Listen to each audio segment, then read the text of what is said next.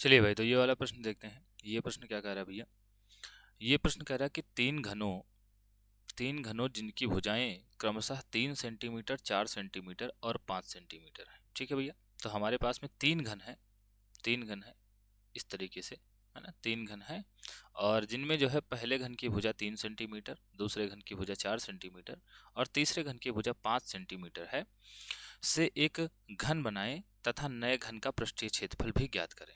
ठीक है, तो देखिए भैया, तीन घनों को जो है पिघलाकर एक नया घन बनाया गया है, तो जाहिर सी बात है इन तीनों घनों से वो जो नया घन बनेगा वो बड़ा होगा और उसका हमें पृष्ठीय क्षेत्रफल ज्ञात करना है। ठीक है भाई, अब देखिए, ऐसा सवाल जब भी आपको करना हो तो एक बात आप हमेशा याद रखेंगे कि अगर एक चीज को बिगाड़ करके, है ना, एक चीज को बिगाड़ करके या एक चीज को पिघला करके दूसरी चीज बनाई जाती है, जैसे यहाँ पर तीन घन है ना, तीन घन है, तो मान लो कि भाई पहले की जो भुजा है वो A1 है, तो A1 हो गई 3 सेंटीमीटर और दूसरे की भुजा A2 है, तो ये मान लो कि हो गई 4 सेंटीमीटर और तीसरे की भुजा A3 है और ये मान लो हो गई 5 सेंटीमीटर। ठीक है, तो इन तीनों घनों को पिघलाकर एक नया घन बनाया जाता है और हम मानते हैं कि जो नया घन बनेगा बड़ा वाला, उसकी जो भुजा होगी वो A होगी।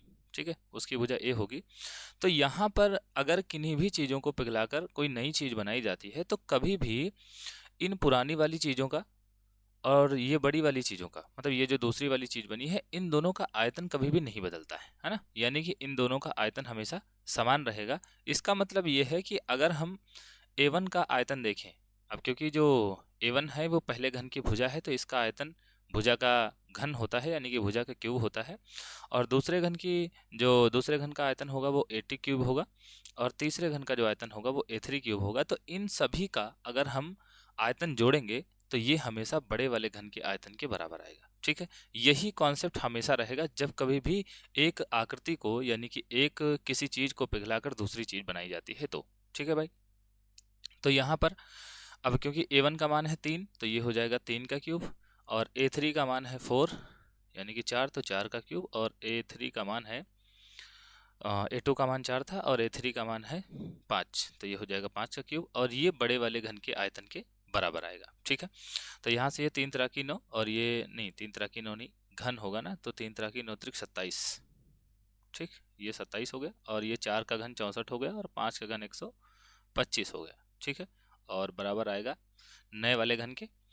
अब इनको जोड़ेंगे तो 7 4 11 और 11 और 5, 11 5 हो जाएगा 16 और 2 6 2 8 और 8 2 10 और 10 1 11 और यहाँ पर फिर 1 1 2 हो जाएगा। ठीक, तो 216 आ गया, है ना, 216 आ गया। और हमें पता है कि अगर हम A का मान चाहते हैं तो इधर हमें जो है घन मूल लेना पड़ेगा, है ना, तो 216 ये जो है 6 का जो है 6 का जो है घन मतलब 6 का जो है घन होता है, तो ये हो जाएगा 6, है ना, यानी कि जो नया वाला घन बनेगा उसकी जो भुजा होगी वो क्या हो जाएगी, वो हो जाएगी 6 सेंटीमीटर।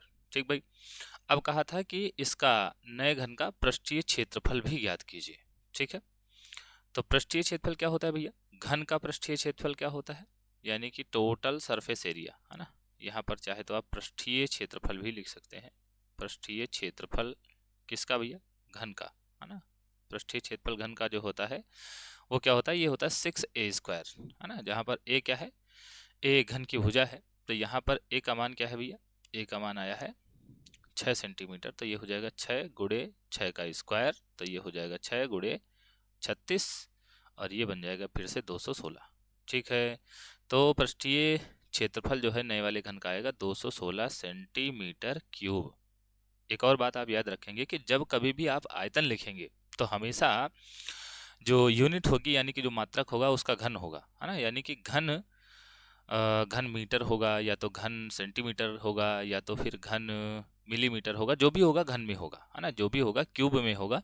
और अगर क्षेत्रफल आप निकालते हैं तो क्षेत्रफल हमेशा स्क्वायर में होगा। ठीक है भाई, तो आशा है ये प्रश्न आपको समझ में आया होगा और ये वीडियो आपको पसंद आई होगी। अगर भाई आपको प्रश्न समझ में आया है और अगर आप जो है चैनल पर नए हैं तो चैनल को सब्सक्राइब करके जरूर जाएं। बाकी अगर वीडियो पसंद आई हो तो एक बढ़िया सा कमेंट लिखें और वीडियो को लाइक करें। मिलते हैं किसी और प्रश्न के साथ में, तब तक के लिए धन्यवाद।